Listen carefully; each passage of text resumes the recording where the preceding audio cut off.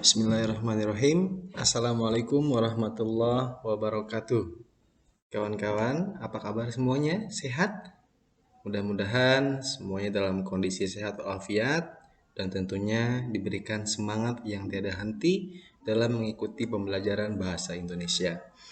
Baik, kawan-kawan semuanya, kali ini kita akan masuk pada bahasan bab 2, yaitu tentang teks eksposisi. Nah, akan kita kupas tuntas dalam video berikut ini. Baik, yang pertama adalah kita tentunya setiap jenis teks tentu ada pengertiannya, ada makna tersendirinya. Nah, untuk teks eksposisi, apa itu teks eksposisi? Nah, teks eksposisi adalah teks yang mengupas suatu masalah dengan disertai sejumlah argumentasi dan fakta-fakta. Nah, jadi di dalam teks eksposisi itu para penulisnya menuangkan banyak sekali ide, gagasan, pendapat, ataupun hal-hal lainnya yang sekiranya belum pernah muncul dalam tulisan-tulisan orang lain.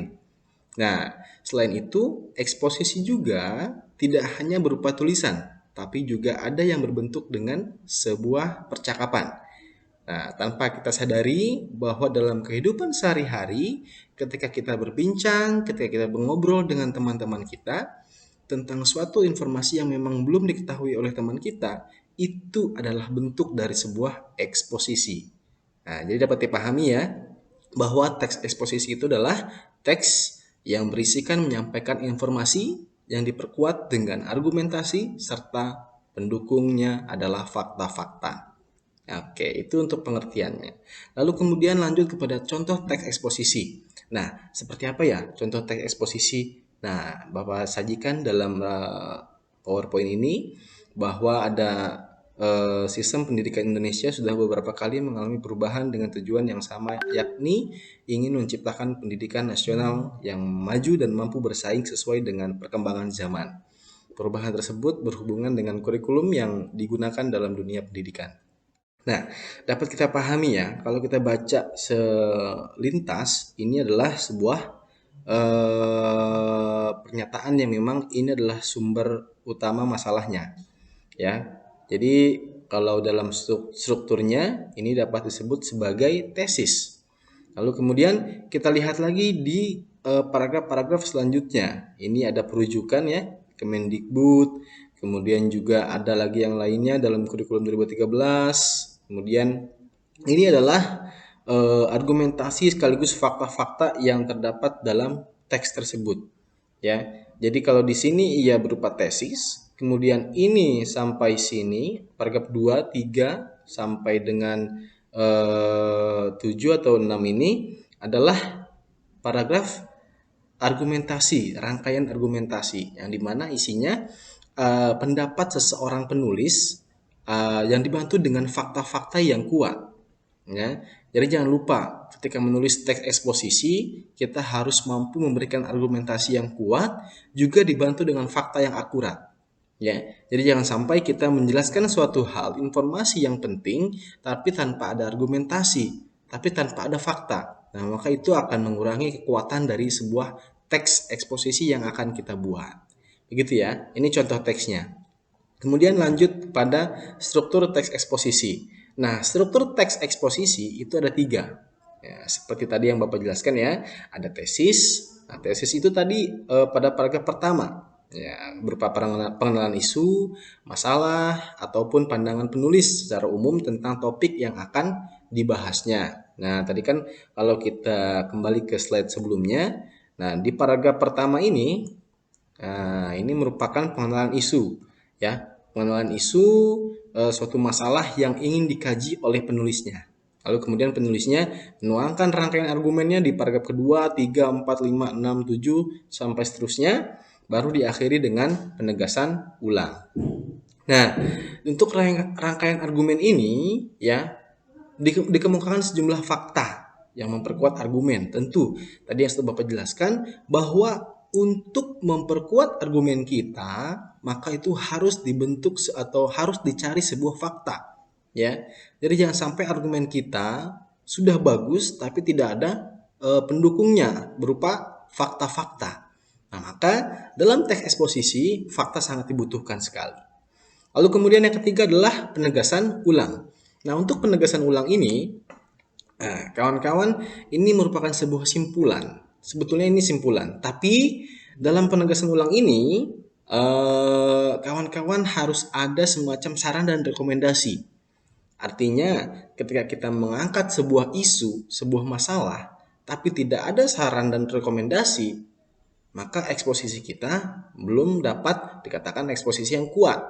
Ya, kita sudah menyantumkan masalah, kemudian kita menyantumkan argumen, kita menyantumkan fakta-fakta, tapi tidak ada rangkaian atau penegasan ulang, itu teks kita seperti tidak ada sebuah solusinya. Kita mengangkat sebuah permasalahan, tentu kita harus memberikan saran atau rekomendasi dalam tulisan tersebut. Nah, maka struktur teks eksposisi yang sempurna adalah tesis, rangkaian argumen, dan penegasan ulang. Begitu ya. Lalu kemudian lanjut lagi jenis-jenis teks eksposisi. Nah, jenis-jenis teks eksposisi ini ada banyak sekali. Ada 8. Nah, maka yang pertama adalah eksposisi berita. Nah, dalam eksposisi berita ini itu hanya menceritakan sebuah kejadian dan banyak terdapat pada surat kabar atau koran. Nah, biasanya kalau yang eksposisi berita ini kuncinya adalah 5W 1H, ya.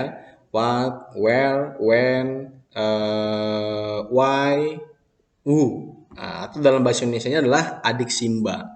Apa, di mana, kapan, siapa, bagaimana, gitu ya. Kemudian eksposisi ilustrasi. Nah, ilustrasi ini menggunakan penggambaran yang sederhana yang mengilustrasikan sesuatu yang memiliki kesamaan atau kemiripan sifat dengan hal lain. Nah, itu untuk yang ilustrasi. Kemudian untuk yang proses, nah ini seperti mirip dengan prosedur. Tapi pada eksposisi proses ini tidak mendetail seperti yang ada pada teks prosedur. Kalau yang di proses eksposisi proses ini hanya sekadar terbatas pada penjelasan secara umum saja tentang melakukan berbagai cara atau metode-metode tertentu, ya, untuk belajar yang untuk mencapai cita-citanya gimana caranya, untuk menggunakan atau menyetir mobil bagaimana caranya, itu hanya dijelaskan secara singkat saja atau secara umum saja. Tapi kalau teks prosedur itu betul-betul di dalamnya itu sangat mendetail sekali bagaimana cara menyetir mobil, kemudian apa yang harus dibutuhkan alat dan bahannya, kemudian apa yang harus dipersiapkan, itu sangat mendetail sekali. Beda halnya dengan teks eksposisi proses. Lalu kemudian ada lagi eksposisi perbandingan. Nah, di sini penulis mencoba menerangkan kalimat utama dengan membandingkan dengan hal yang lainnya. Nah, maka pada perbandingan ini ada satu konten yang diangkat lalu dibandingkan dengan konten yang lainnya. Nah, itu eksposisi perbandingan. Ya, jadi banyak jenisnya, tapi tinggal kita ambil aja intinya apa dalam teks tersebut, bahwa oh ini ternyata tentang sebuah perbandingan antara A dan B. Nah, maka itu dapat disebut sebagai eksposisi perbandingan. Lalu kemudian ada lagi eksposisi pertentangan. Nah, kalau untuk eksposisi pertentangan ini, ya kawan-kawan, itu adalah berisi tentang teks yang di dalamnya bukan membandingkan. Tadi kan membandingkan A dan B. Tapi kalau yang pertentangan adalah yang si A, teks yang dibuat si A itu menentang tentang sebuah pernyataan atau sebuah masalah yang ada pada si B. Nah, jadi isinya itu biasanya menggunakan kata akan tetapi, meskipun begitu, sebaliknya dan sebagainya dan sejenisnya, ya. Jadi itu eksposisi pertentangan. Kemudian yang eksposisi definisi. Nah, kalau eksposisi definisi ini biasanya lebih banyak memfokuskan pada karakteristik sesuatu secara definitif, ya, sesuatu secara definitif. Entah itu pengertian kah, entah itu definisi dari sebuah apa gitu ya. Nah, maka kalau eksposisi definisi lebih banyaknya kepada tentang bagaimana cara kita untuk memahami saja, ya. Tidak pada penerapannya, tidak pada memberikan saran dan sebagainya, tapi ini hanya sebatas pada sebuah definitif saja. Lalu kemudian eksposisi analisis. Nah, eksposisi analisis ini kita mengupas tuntas gitu ya tentang suatu permasalahan. Nah, misalkan dalam menganalisis kejadian-kejadian yang sekiranya harus dicari. Biasanya ini dilakukan oleh para wartawan dalam menguak kasus-kasus tertentu. Biasanya ini lebih sering digunakan gitu ya. Analisis dan berita biasanya masih banyak yang sering kita jumpai dalam koran atau dalam media-media online dan sebagainya. Kemudian yang terakhir ada teks eksposisi klasifikasi. Eksposisi klasifikasi ini tentu di dalamnya adalah membahas tentang mengelompokkan klasifikasi. Misalkan membahas tentang macam-macam ikan. Maka itu adalah jenis klasifikasi, eksposisi klasifikasi. Lalu kemudian selain itu tentang macam-macam tumbuhan. Berarti kan ada tumbuhan apa gitu ya. Lalu macam-macam binatang dan sebagainya. Itu merupakan eksposisi klasifikasi. Dia mengelompokkan sesuai dengan bidangnya masing-masing. Gitu. Ini adalah jenis-jenis eksposisi. Tapi yang sering dijumpai oleh kita biasanya adalah teks eksposisi berita dan juga eksposisi analisis. Ya, namun tak jarang sih memang kita sering temukan ada definisi juga, ada klasifikasi juga, ya. Tapi yang sering menonjol di media-media massa adalah eksposisi berita ataupun analisis. Lalu kemudian ada lagi kaidah kebahasaannya. Kaidah kebahasaannya itu yang sering ya. Ini bukan berarti hanya ada ini saja, tapi yang paling sering muncul dalam eksposisi adalah kata-kata teknis atau peristilahan. Misal, kita sedang membuat teks eksposisi tentang memberikan informasi suatu madrasah. Kita bisa garis bawahi kata madrasah. Maka yang muncul kata-kata teknis atau peristilahan adalah tentang suatu madrasah. Ada apa saja? Ada kurikulum, kemudian ada kesiswaan, ada humas, ada asrama dan sebagainya. Ada pendidikannya, ada mata pelajarannya, ada kelasnya, ada gurunya. Itu adalah kata-kata teknis yang berkaitan dengan konten yang kita buat. Kalau kita memberikan informasi tentang lab bahasa, kira-kira yang ada dalam lab bahasa itu apa saja? Apakah ada headset kah? Kemudian apakah ada komputer? Kemudian ada apa lagi? Dan lain sebagainya. Ya, itu adalah contoh-contoh dari kata-kata teknis. Yang kedua ada menggunakan kata yang menunjukkan hubungan penyebab argumentatif atau konjungsi kausalitas. Ya, konjungsi kausalitas itu adalah sebab akibat. Jika bla bla bla bla, maka bla bla bla bla. Itu adalah konjungsi kausalitas itu adalah sebab akibat apabila gitu ya, diawali dengan kata-kata seperti itu. Kemudian menggunakan kata sambung temporal atau konjungsi temporal ya. Konjungsi temporal itu contohnya adalah setelah itu, sebelumnya gitu ya, pada saat itu, kemudian pada sore hari dan sebagainya. Pokoknya ada yang semacam kata yang menghubungkan waktu, yang berhubungan dengan waktu. Itu konjungsi temporal ya. Kemudian masuk pada kata kerja mental. Kata kerja mental ini ia bersifat abstrak. Ia tidak terlihat, tapi sebetulnya dia sedang kerja atau sedang beraktivitas. Maka disebutlah kata kerja mental. Contohnya apa? Contohnya adalah memikirkan. Kalau kita memikirkan tidak ada bentuk fisiknya, ya tidak ada bentuk fisiknya artinya kita sedang memikirkan. Kemudian kalau beda halnya dengan memukul. Kalau memukul kan langsung pukul. Itu adalah kata kerja material. Ya, ini lawan dari kata kerja mental adalah kata kerja material. Kalau kata kerja mental itu dia lebih abstrak, dia tidak terlihat, kemudian membingungkan. Itu adalah kata kerja mental. Kemudian ia bersedih. Itu kata kerja mental. Tapi kalau kata kerja material, ia berlari, ia memukul, ia kemudian ia menulis gitu ya, dan sebagainya. Itu perbedaan antara kata kerja mental dan juga kata kerja material. Kemudian ada juga menggunakan kata-kata perujukan. Ya, jadi kalau eksposisi itu tadi kan Bapak jelaskan ada semacam fakta-fakta. Untuk menyambungkan fakta tersebut ada biasanya kata menurutnya. Menurut Kemendikbud RI, menurut Kementerian Agama RI, menurut ahli siapa gitu ya, atau berdasarkan penelitian, berdasarkan hasil kajian, berdasarkan apa gitu ya. Nah, itu adalah kata perujukan. Ada berdasarkan, menurut gitu ya. Nah, biasanya yang sering dipakai adalah itu, menurut siapa, kemudian berdasarkan apa gitu ya. Nah, itu. Kemudian ada juga kata-kata persuatif. Nah, kata-kata persuatif ini adalah kata-kata yang tujuannya mengajak, tapi bukan semata-mata dan bukan benar-benar untuk mengajak hayo gitu, enggak. Tapi bahasanya adalah diharapkan, perlu, harus, atau seharusnya. Nah, itu contoh-contohnya. Nah, contoh-contohnya dari kata-kata persuatif. Ya, diharapkan, kemudian perlu, kemudian diperlukan, kemudian seharusnya. Ini biasanya muncul di paragraf terakhir, yaitu penegasan ulang. Nah, pada penegasan ulang ini biasanya kata-kata persuatif ini sering muncul karena di sana adalah bagian simpulan yang berisikan saran dan rekomendasi gitu. Kemudian lanjut mengomentari teks eksposisi. Nah, untuk kita sebagai seorang penulis yang nantinya akan memberikan informasi melalui teks eksposisi ini, tentu kita juga harus bisa mengomentari teks yang dibuat oleh kita sendiri. Apa sih yang harus dianalisis atau apa yang harus dikomentari? Yang pertama adalah aspek isi. Nah, aspek isi itu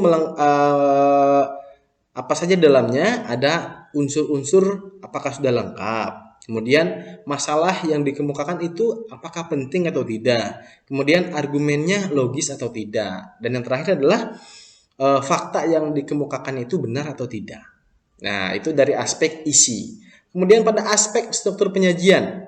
Nah, pada aspek struktur penyajian, apakah bagian-bagiannya sudah padu gitu ya? Apakah urutan-urutannya bagaimana sudah benar gitu ya? Atau belum? Nah, maka ini adalah merujuk pada struktur teks eksposisi itu sendiri yang tadi sudah dijelaskan. Kemudian yang terakhir adalah aspek bahasanya. Nah, aspek bahasa ini sangat penting sekali kawan-kawan. Kenapa? Karena dari bahasa itulah orang bisa menilai karakter seseorang. Ya, dengan tulisan kalian, dengan hasil buah pikiran kalian yang dituangkan ke dalam tulisan, kemudian dirangkai menjadi kata-kata, kalimat, kemudian paragraf, bahkan sampai menjadi suatu teks yang utuh, itu tidak lepas dari sebuah aspek bahasa. Entah dari pemilihan diksinya yang benar, kemudian diksinya yang baku, kemudian kalimat-kalimatnya padu, kalimat-kalimatnya efektif, ya.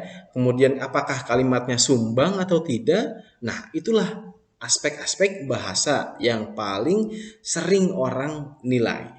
Ya, mungkin kalau dari segi struktur, kemudian dari segi isi, orang tentu akan membaca terlebih dahulu dari segi bahasanya. Nah, maka aspek bahasa ini kenapa menjadi penting? Itu adalah landasan sebagai sebuah teks. Kita harus paham betul siapa pembaca nanti yang akan membaca tulisan kita, sasaran pembaca kita siapa, kemudian bahasa-bahasa seperti apa yang harus kita sampaikan. Nah, maka aspek bahasa itu sangat penting. Tapi jangan lupa juga aspek isi dan aspek struktur penyajian tetap sama pentingnya. Kemudian lanjut, ada lagi isi dan kebahasaan dalam berkomentar. Kalau tadi aspek yang harus dikomentari, nah sekarang adalah isi dan kebahasaan dalam berkomentar. Jadi jangan sampai kita berkomentar dengan tidak sopan. Ya, kalau kita mau mengomentari tulisan orang lain, maka lihat dulu. Ada yang pertama sederhana, lengkap, sederhana, jelas, lengkap, dan juga santun.